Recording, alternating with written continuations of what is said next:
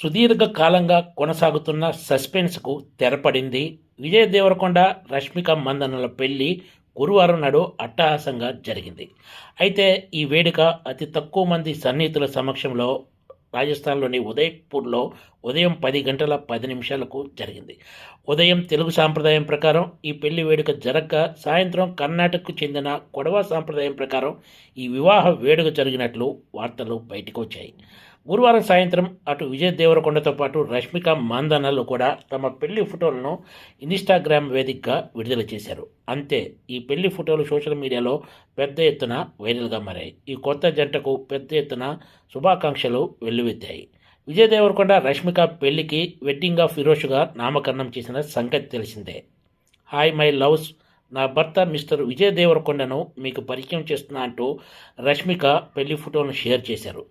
నిజమైన ప్రేమ ఎలా ఉంటుందో నేర్పిన వ్యక్తి, మన కలలు, లక్ష్యాలు గొప్పగా పెద్దగా ఉండాలని రోజు నాకు చెప్పిన వ్యక్తి, నా భావాలను నిరభ్యంతరంగా ఎప్పుడు వ్యక్తపరిచినా కూడా అడ్డు చెప్పని వ్యక్తి, స్నేహితులతో ప్రయాణం చేయటం ఎంత గొప్పగా ఉంటుందో నేర్పిన వ్యక్తి, నన్ను నమ్మండి, నేను ఈ వ్యక్తి గురించి ఒక పుస్తకం రాయగలనని రష్మిక తన ఫోటోలతో పాటు షేర్ చేసిన పోస్ట్లో పేర్కొంది. గత 8 సంవత్సరాల వీళ్ళ ప్రేమ ఇప్పుడు పెళ్లి బంధంగా మారింది. అయితే ఈ 8 సంవత్సరాల కాలంలో ఎప్పుడూ కూడా వీళ్ళిద్దరూ తమ ప్రేమ విషయాన్ని ఎక్కడ బయటకు చెప్పలేదు. చివరకు ఎంగేజ్మెంట్ విషయాన్ని కూడా అధికారికంగా ప్రకటించలేదు.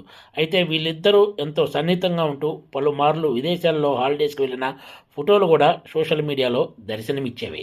2018లో విడుదలైన గీతా గోవిందంతో విజయ్ దేవరకొండ, రష్మిక మందన్నల మధ్య ప్రేమ చిగురించినట్లు చాలాసార్లు వార్తలు బయటకు వచ్చిన సంగతి తెలిసిందే.